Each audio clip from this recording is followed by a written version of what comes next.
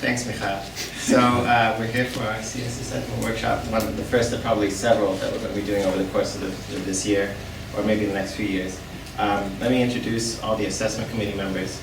We have James Choi, who's the chair, Yun Tian, Abhishek Verma, behind the cameras Michal Goffman, and we have Anand Panangaran, who is our committee for this year.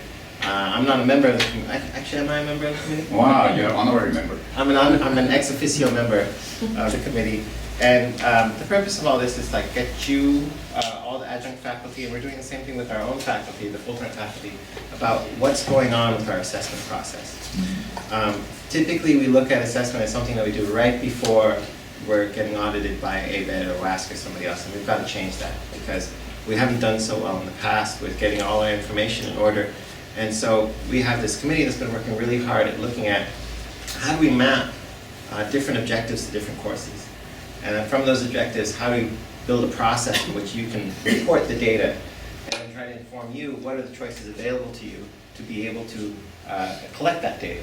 So whether you want to do it as homework assignments or whatnot. And Dowena, we missed her. Dowena She went upstairs to get something. She's also in the committee. I didn't see her face, that's why I left her out. But everybody here is going to be taking turns to give you some information about what's going on. You might say, well, does it apply to me? And maybe not this semester, but it will. At some point, you will have to do assessment.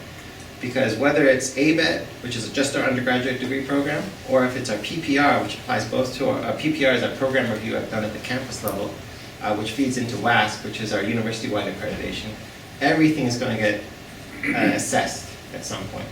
So it might not affect you today, but being aware of it will help you prepare your syllabi, your homework assignments, your exams, and be aware of what kind of data you need to collect in order to participate in the process.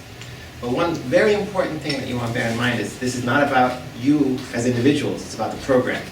So we're not looking over your shoulder to ensure that you're doing a good job.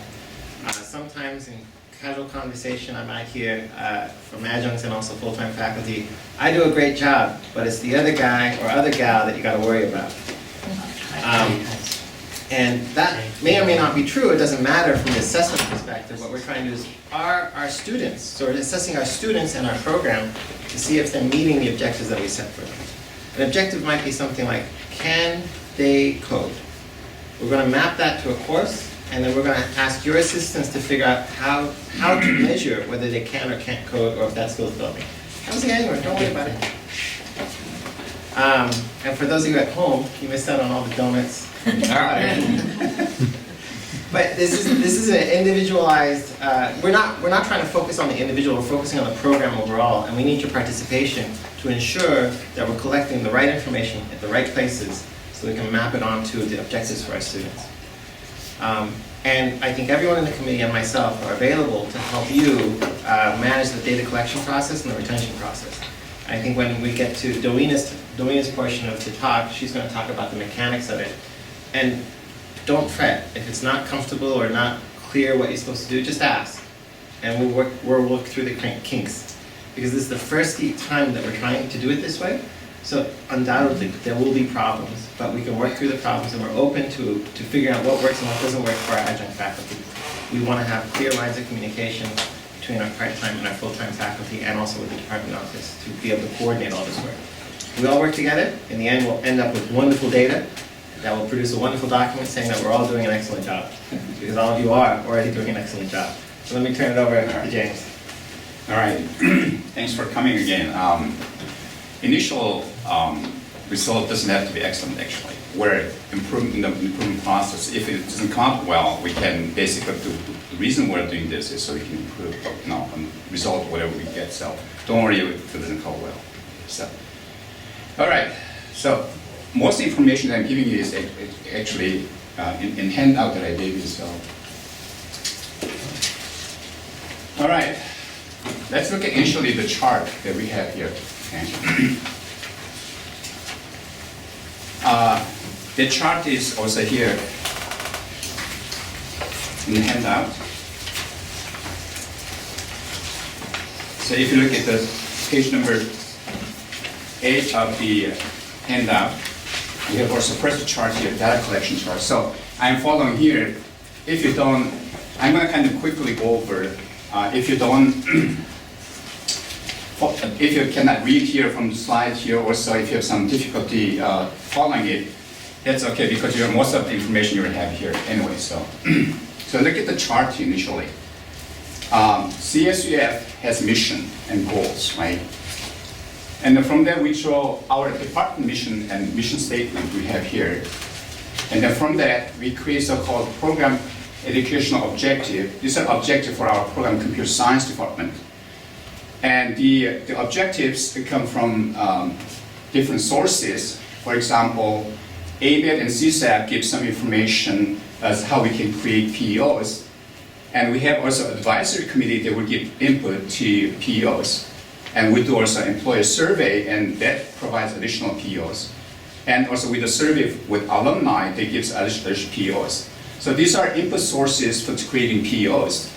And then from the PEOs, we create so-called student learning objectives or student learning outcome, which is called SLOs. I'm going to show you some of the SLOs for our program. So from that, so then we create so-called PIs, performance indicators. These are actual indicators that we use to measure whether the particular SLO has been met or not. So for our purposes today, it's important to learn top side here. And then once we do use performance indicators, then we use performance to collect data here. And using student surveys, again, employer surveys and student activities, so also you'll be part of the collecting data here. The rest part here for analyzing reports and also reviewing by curriculum committee, those are part of department process. So mostly we're going to talk about top portion here. So give you some information where we are at this point. Okay, so let's go to the next slide.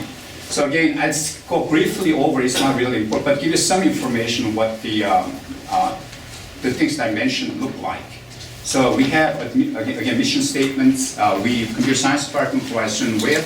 There are 3 mission statements. Whether they're good or bad is not debatable at this point. I'm just showing you that something like that exists.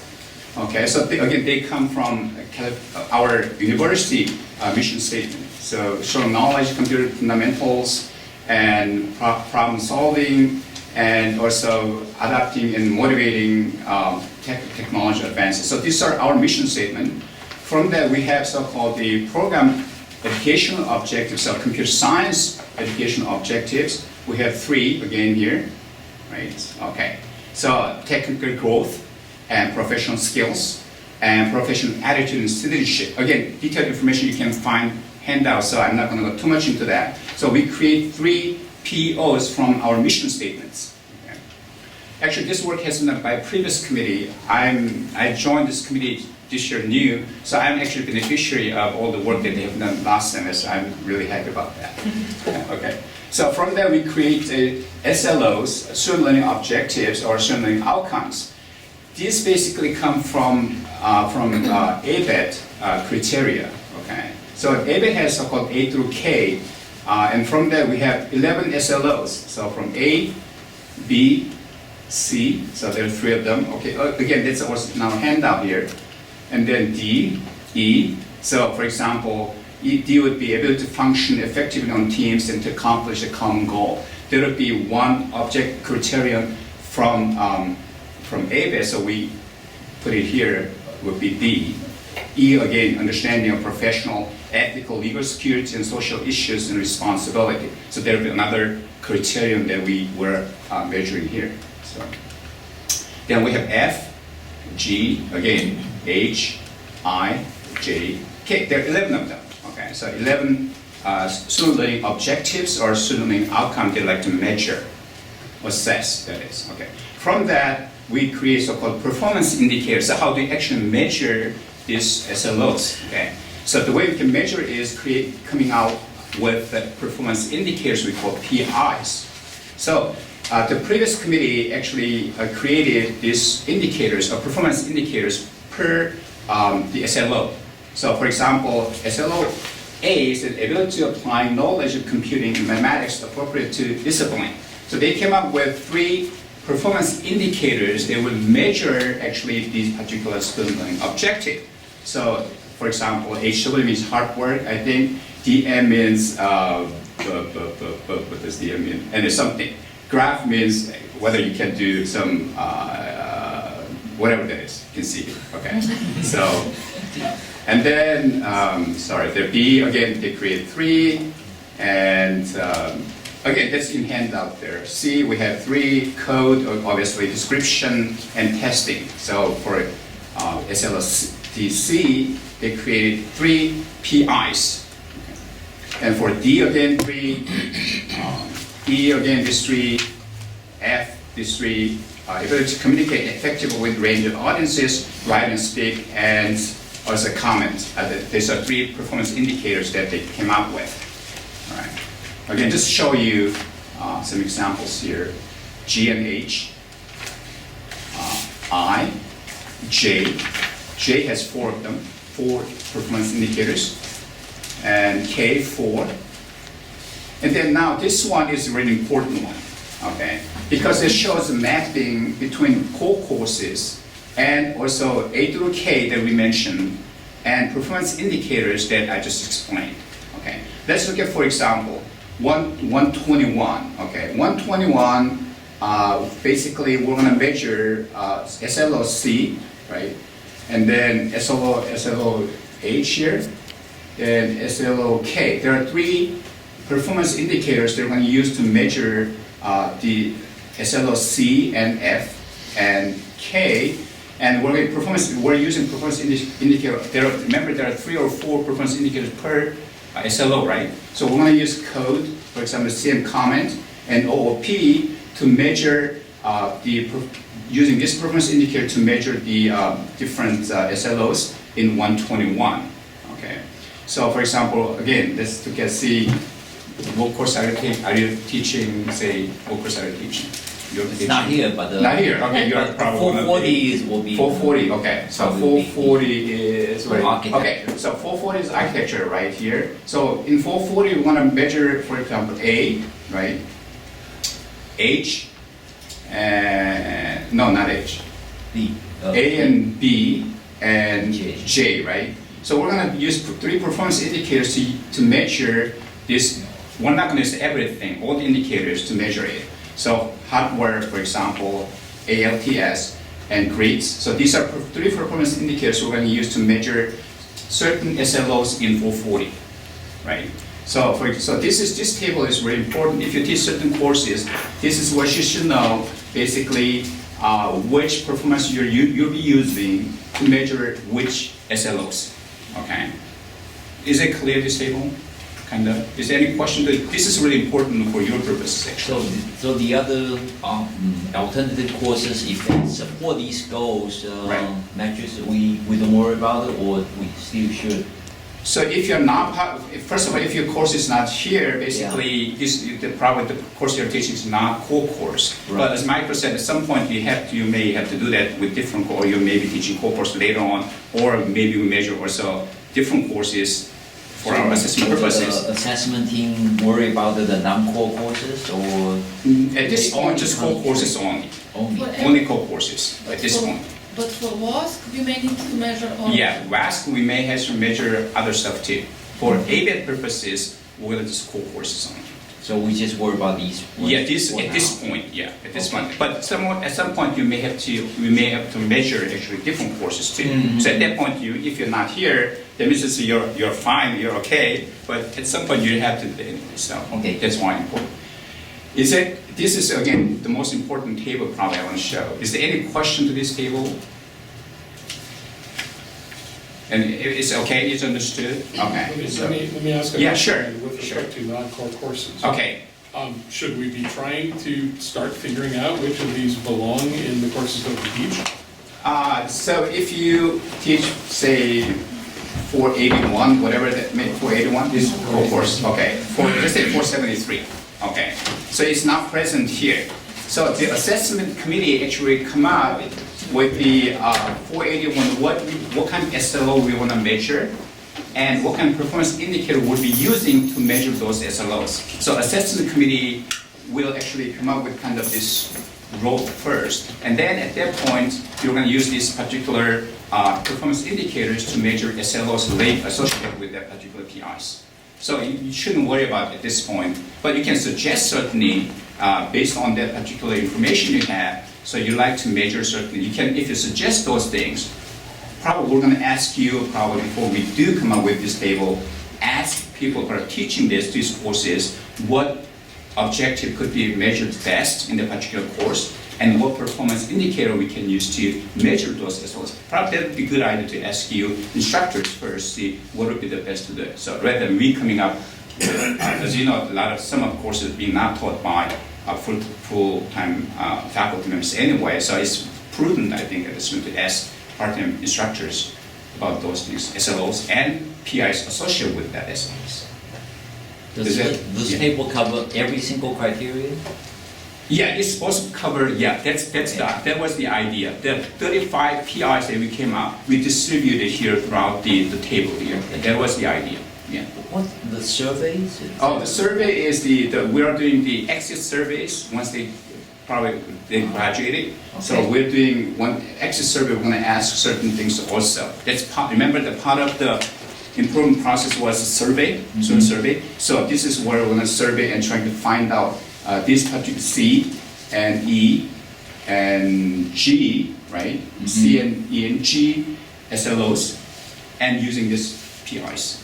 Okay. So survey is an exit survey when they graduate.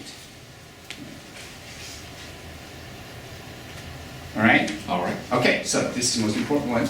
Okay, again, back to the chart here one more time to reiterate.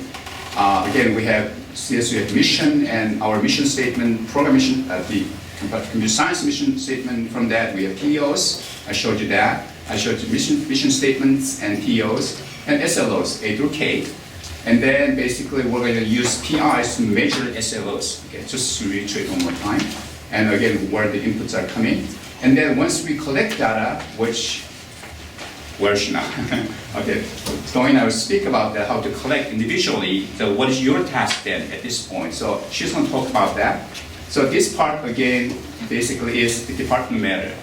So once we collect data, and we're going to analyze it and make a report out of it, and then the report will be reviewed by a curriculum committee.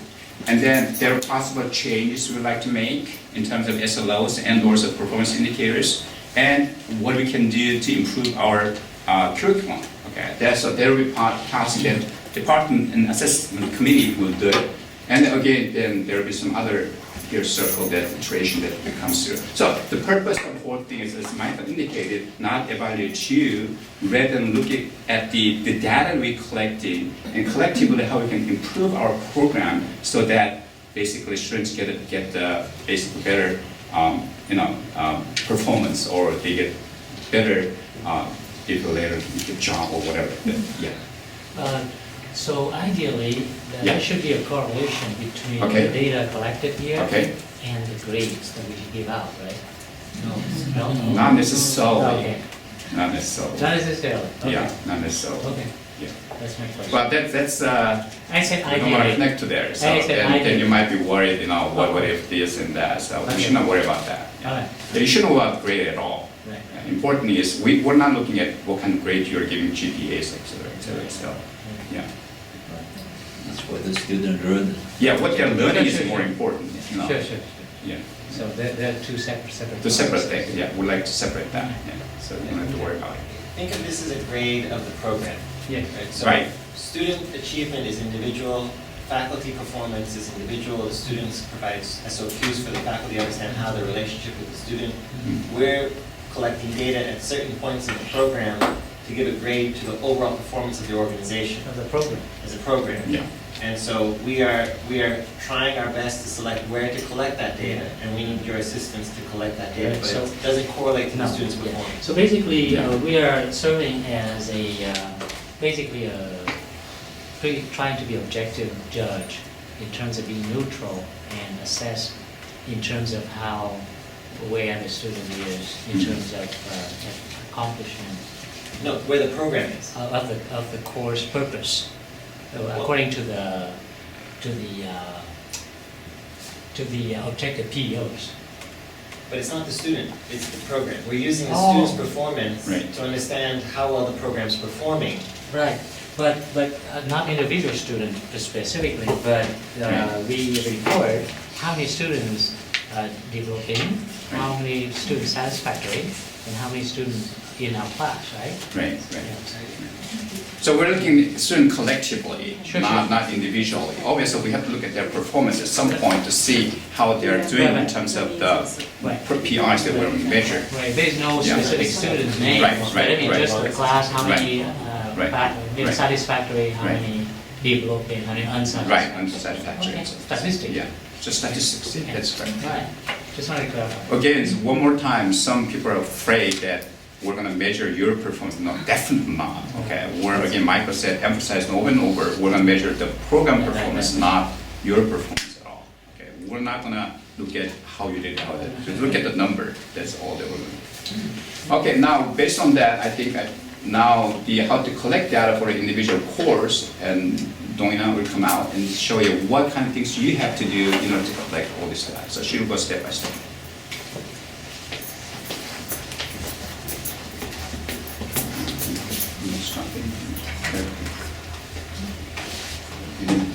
No, just use one.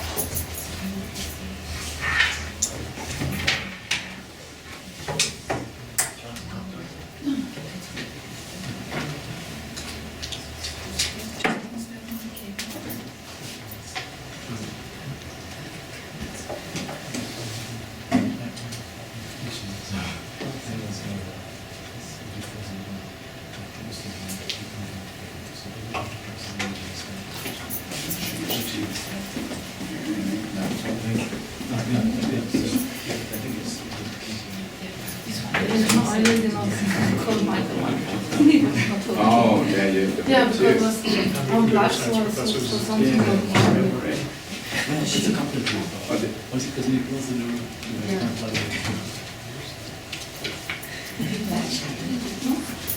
Still, let's see the one. It says laptop. Okay. Apple here, right? It's not PC. Not exactly correctly. Which Apple here, right? Apple? I don't have that. Manual key, sorry. Oh, here we go. Plug and plug. Learning objectives. Yeah, we did it. All right.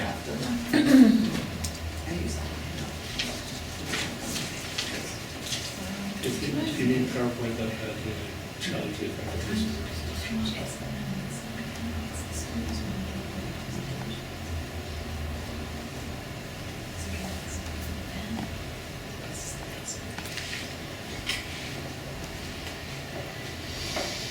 It was working just fine. Yeah, always that happens. That's Apple. I never did presentation on Apple. Why it's not putting the whole screen? Oh, it is. Oh, I don't have it. You have a different view because you're the presenter. Yeah, so let's say that I'll give an example for my course, because that's the way I'm planning to do it, and then you can follow mine or you can do your own. Just want to show you how you would do it. So I'm teaching 335, which is one of the core courses, and I have about currently 6 performance indicators. And the first one is graph.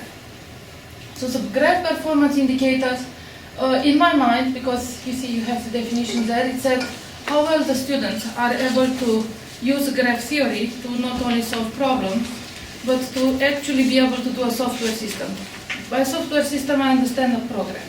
So I translated it, how well the students know graph theory to be able to do to implement a graph application. For example, Primo, Dijkstra, or traveling sales problem, or something like this. So there are 3 categories. I chop it off. So the leftmost one is unsatisfactory. That means that the student has no idea how to use graph algorithms. Like maybe he has no idea what a graph algorithm particularly is. The second category will say that the students know something, but it's unable to either implement it properly or he doesn't know all the steps.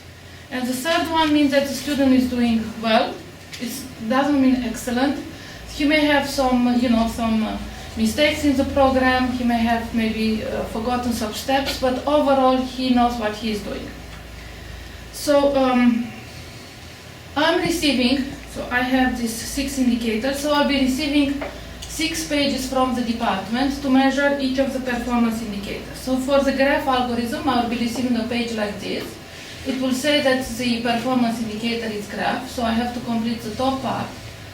And then I have to mention how do I actually collected the data.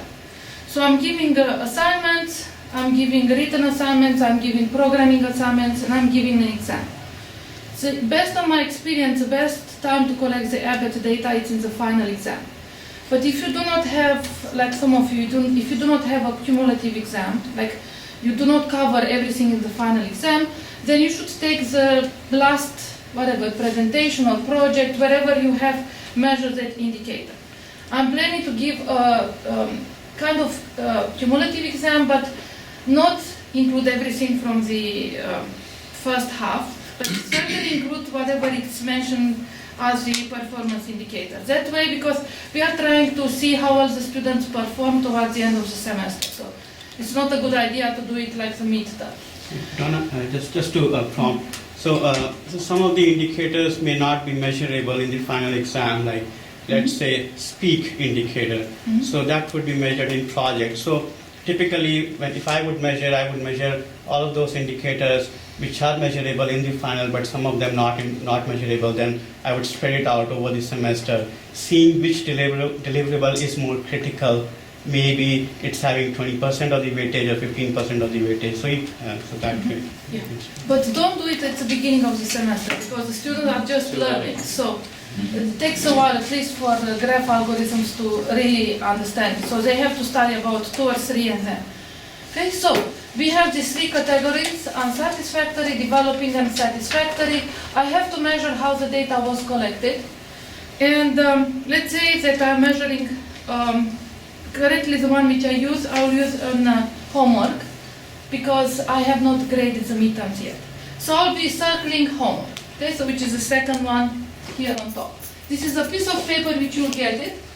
And whatever you do there, you will also have to reproduce it electronically, and I'll show you that.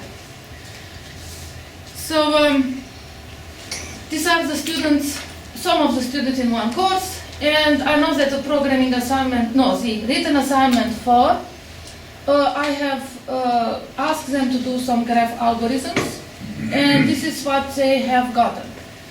So 0 means that the student had not submitted the homework. 1 would have been that the student is totally off. 2 means that he is doing something, but no way he's really at the level it should be. 4, it's a maximum, which means that he has done excellent or very few mistakes. So I'll be counting, because I did it in Excel, so it'll be very easy for me to count. I'll be counting how many students. I'll skip the 0, because I will assess only the present students, actually data collected. So if the student was not present, or if the student had given me no answer, that will not be included. So I'll be counting how many students have received 1 and 2. That is what I consider unsatisfactory. It's up to you how to use the grade scale, and it's up to you how to decide what does it mean unsatisfactory, developing, and satisfactory. So I'll be counting how many students have 1 and 2. For this particular snapshot, I don't have a 1.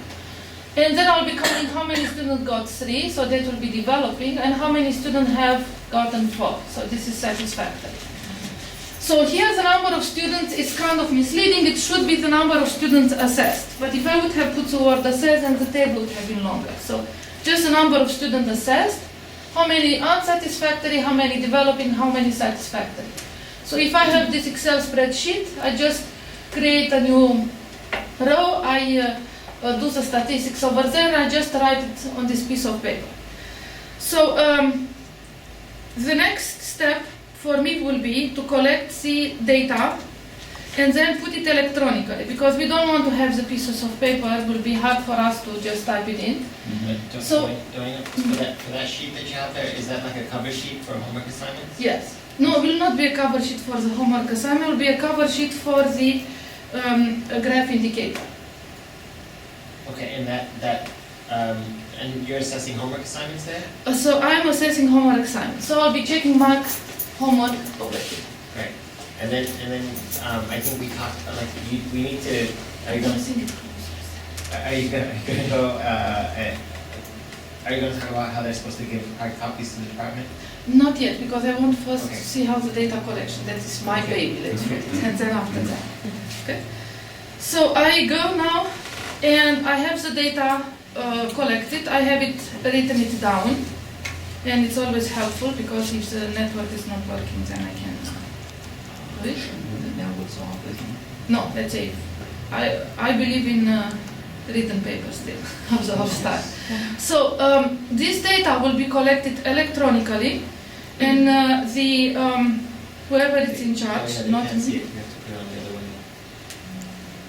I don't have any. They take it out of presentation. This is the Safari. Oh, but you want them to see it, right? Yes. Yeah. All right. Okay.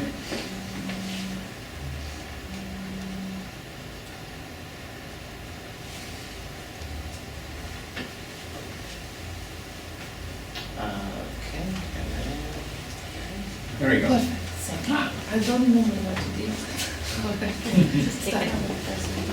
So you will get a link like the one which I showed on the slide for each performance indicator. So for the graph algorithm, this is how it's a relatively short page. You have about 6 or 7 questions. So the data which you have done it on that piece of paper, now you just have to click it and do it electronically.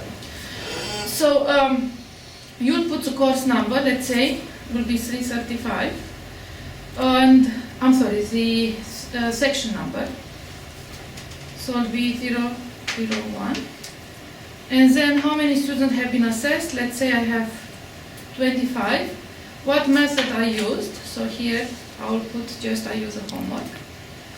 And then how many students were assessed as satisfactory? So let's say I got like about 12.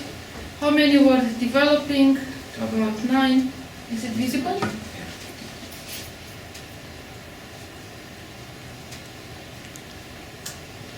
Thank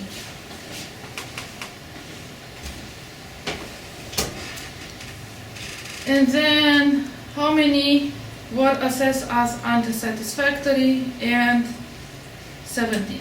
Okay. Now I realize that is a mistake. So when I did the form, I had forgotten to remove this one. Oh no, sorry. These are all the performance indicators. For the particular course. For 335, yes. Okay. So then, so I'm using the first sheet, the graph sheet, to complete the data here.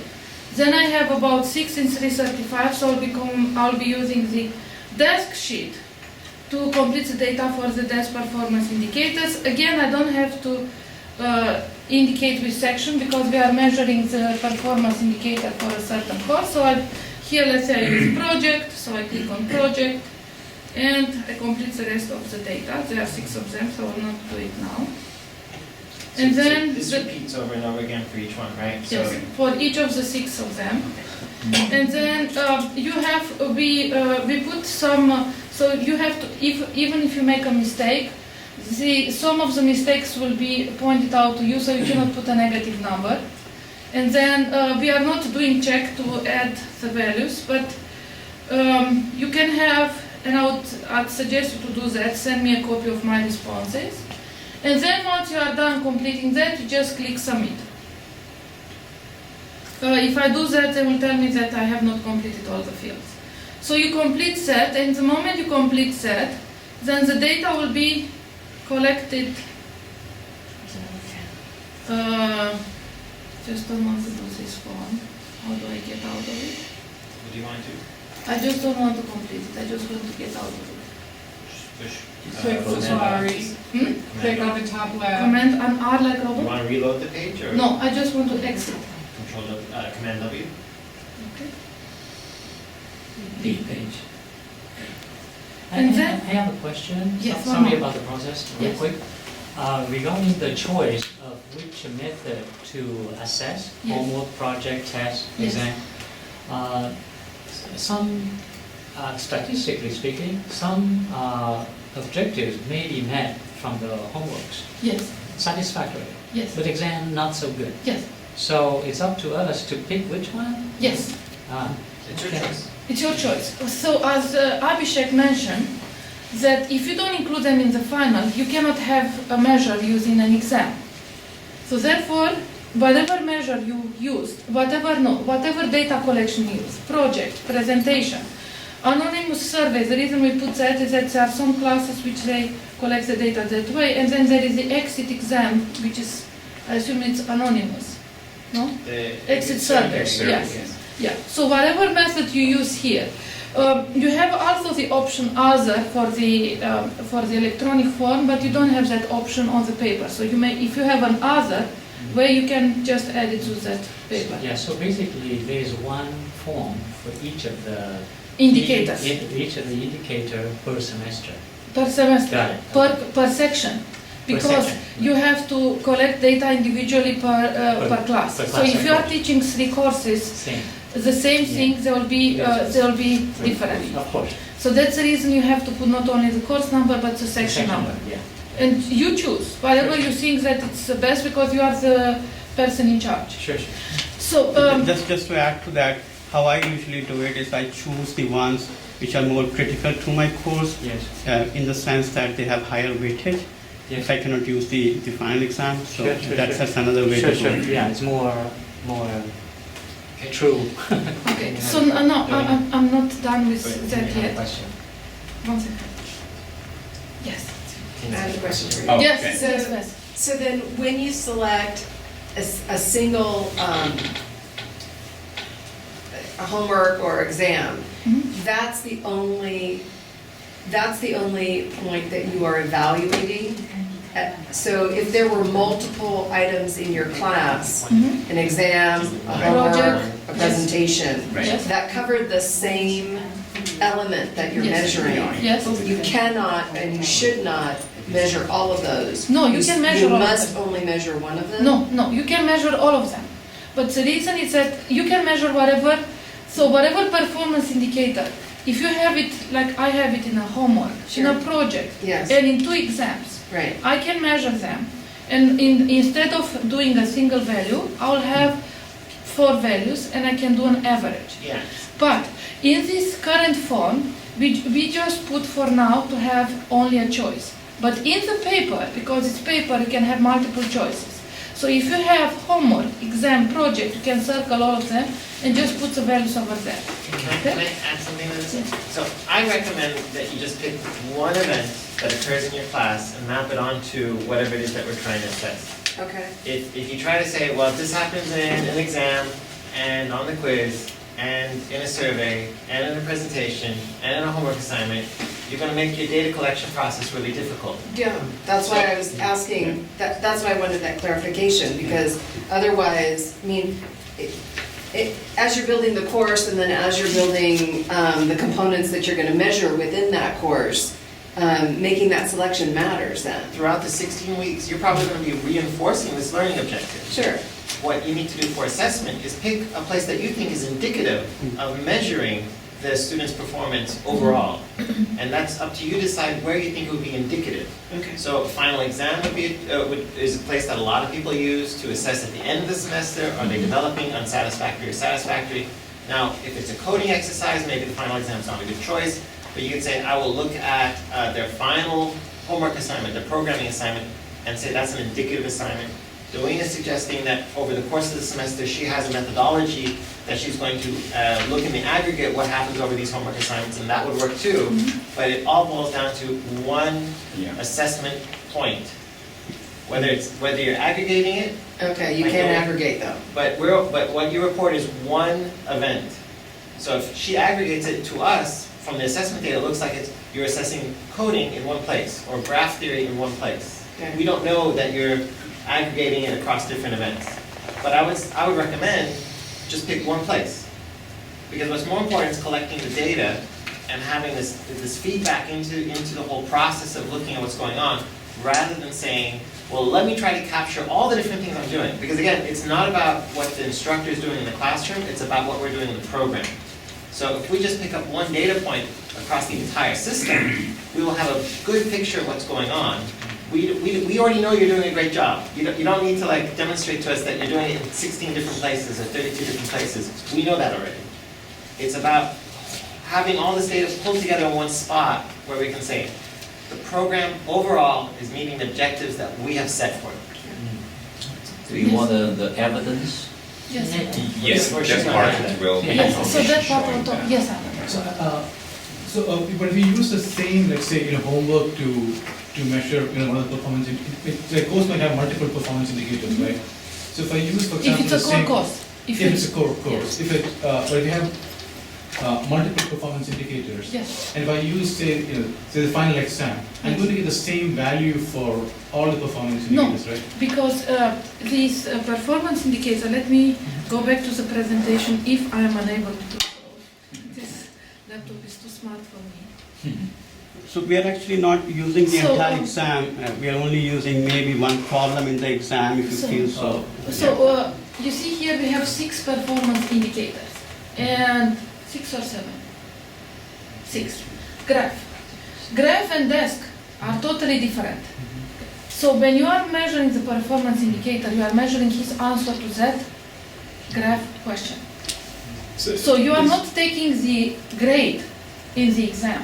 You are taking the number of points he got for answering that So question. that may be just one problem in the final. One problem, could be 2 problems, could be Yeah. 3 problems, whatever way you decide to collect it.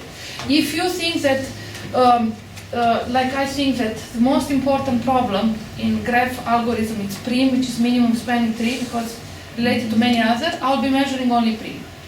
How did they answer that prim question? Okay.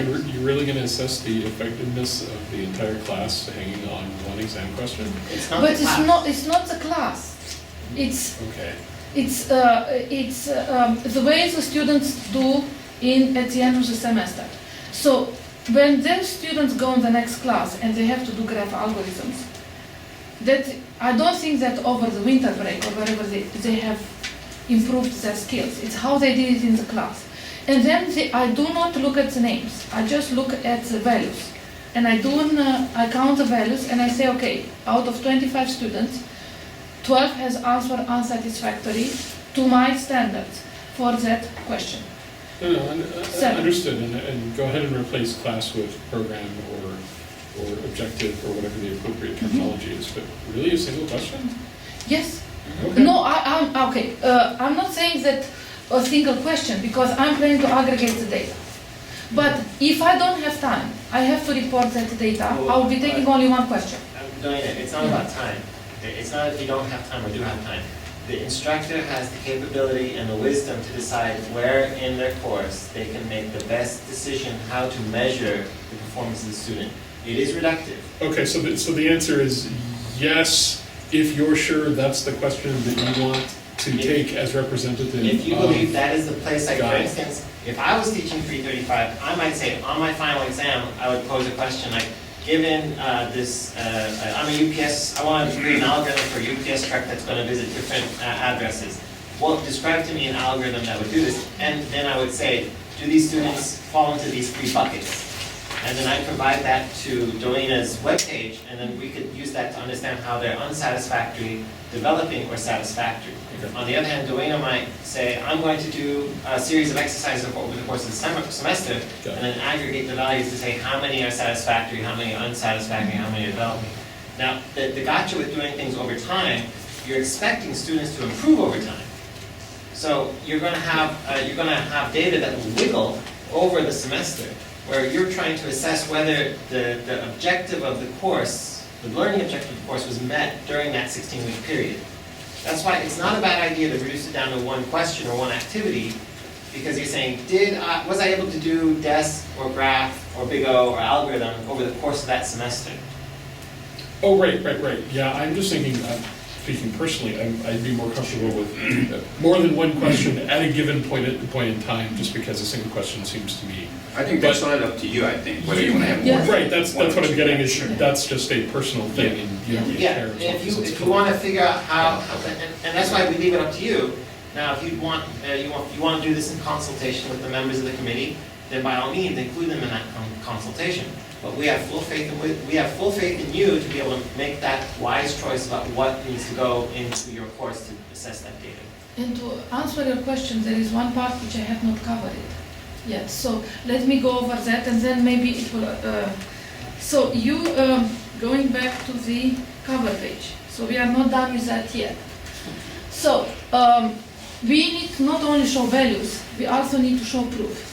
So if you have decided to do the homework, then you have to collect the unsatisfactory, the developing, and the satisfactory. I believe one of each. One of each.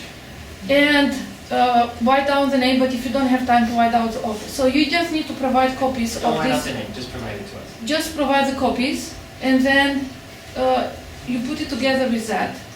And that will be, the department will scan it, will wipe out the name because you have to wipe out the name, and we'll store it electronically. So not only the values need to go over here, but samples of how that homework has been not only addressed by the student, but what feedback the student had received. So this does then argue in favor of a single exam question versus multiple homework assignments. But if you wanted to do multiple assignments, you just have to make multiple cover sheets and provide that to us. You drop it off at the department office with one of the student assistants or put it in my mailbox. We would then scan it, and then we'd return those documents back to you so you could give it to the students or keep them for yourself. And we'd have the data for our assessment. If you pick a single data point, life is a little easier. If you want to do multiple data points, then your data collection program becomes a little bit more complicated. But if you've thought about this when the semester starts, then you'll know exactly what steps to take over the course of the semester. One per category? So One per indicator. Yeah. But if you have, Michael, let's say Michael decides for his class to take a homework, a project, and a presentation. So then he will take this page, will duplicate it 3 times, and say, okay, homework, this, project, this, and or you can submit it electronically. Developing sample, you need one sample per category. One sample per category. Okay. So if you do, but again, if you want to have it different cover pages, you'll have, you circle the homework, and the homework with the 3 Three things, samples. they will go there.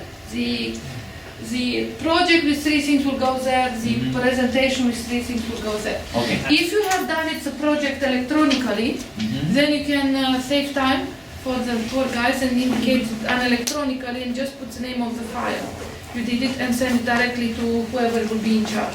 Well, actually, we still need to, well, if you need to send it via email, we can work it out. But ideally, it's paper because we need feedback. We need to, there has to be some evidence of why it's unsatisfactory, satisfactory development. So, for instance, if you're doing 311 and they're doing technical writing and they turn in an essay, some feedback about like, oh, you didn't annotate your paper correctly, you're not using the correct formatting, it's not grammatical. If it's a programming assignment, say in 120, you would provide a satisfactory, developing, and unsatisfactory, and you'd say, this is syntactically incorrect, this function doesn't return the correct value, this is an infinite loop.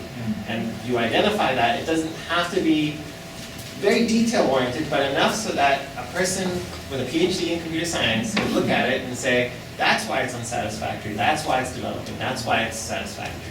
So you would create another cover sheet or maybe on the same cover sheet to indicate this is the sample for the worst case, No. not unsatisfactory, and these are the If you, reasons? if you have the grade over there, then it will be very easy to It see. should be clear which one's satisfactory, developing, and Right, unsatisfactory. but you don't annotate that on the students' exams? On the student exam, you put a number of the points. evidence. Oh, well, say for instance, you're doing it on a final exam, Yes. and it's question number 15, Right. and it's multiple choice. Right. Then you want to put a notation here that's question number 15. Yes. So that we know that that's where you're picking it up, and it should be, and the feedback would be, this is the correct answer, Yeah. this is the incorrect answer. We and this- write it. Yeah, you'd have Got to it. provide us some Sure, notation. so there's room for add a sheet of paper to do that. Just staple a sheet of paper Yeah, to yeah, it, yeah. or Okay. submit, like Right, some right. notation so that somebody, again, with a Right. PhD in computer science Right. would be able to divine. I mean, plus also the section number on that or something like that so that, you know, they correlate. Yeah, the section number correlates to who, so Yeah. we're trying to, for instance, Doana teaches multiple sections of 335. If for whatever reason she wants to have different assessment data collection programs, we'd be able to map it onto which section. Right. For folks like, let's say you're teaching 440, we have 2 instructors doing 440, and this is so that we can ensure that we don't mix up the data, that we know which one's going to where. Thank you. Okay. So I'll just show a sample of my current midterm. Just bear with me because the laptop is a little slow. I think Microsoft Word's a little slow. Yes. All right. It's yours? No. It's mine. It's yours. So I'm a mixture between learning new and using the old. And Pro and support.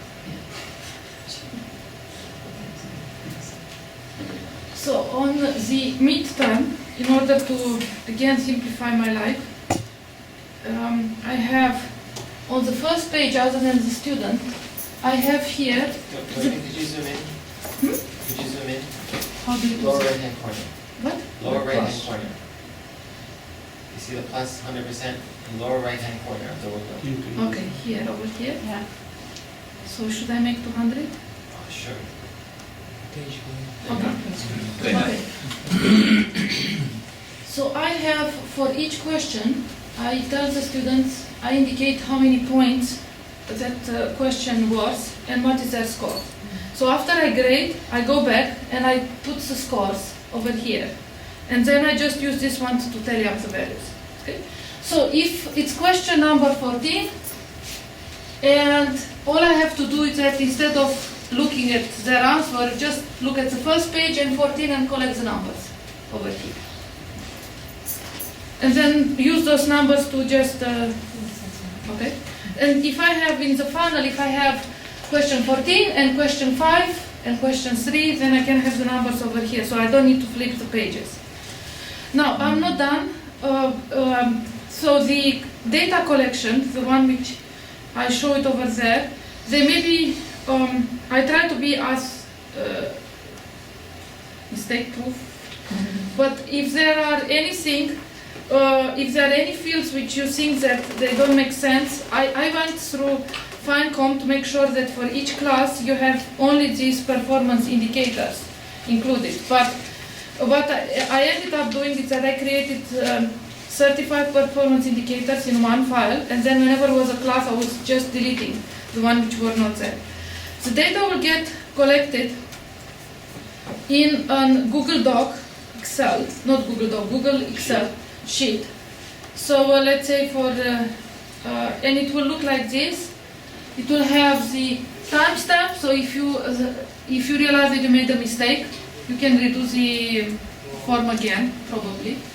You will have the username, and then all the data which you have there, it will be inputted. So we don't have to do any more work.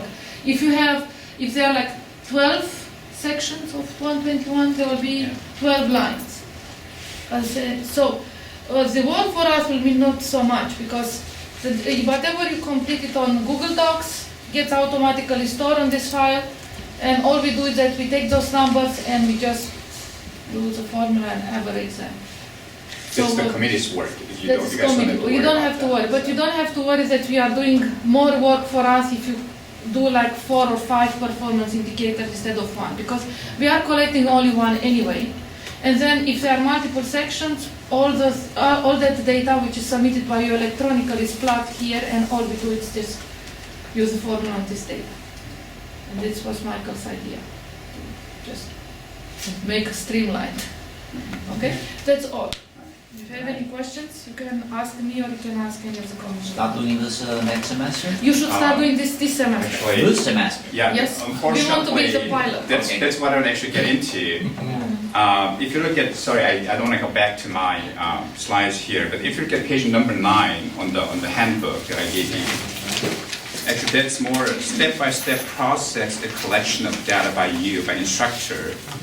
Actually, what you should have done it, which I'm sorry about that, you should have actually wrote down your syllabus, SLOs that you think you're going to, that we actually mentioned here. But we're kind of late in this.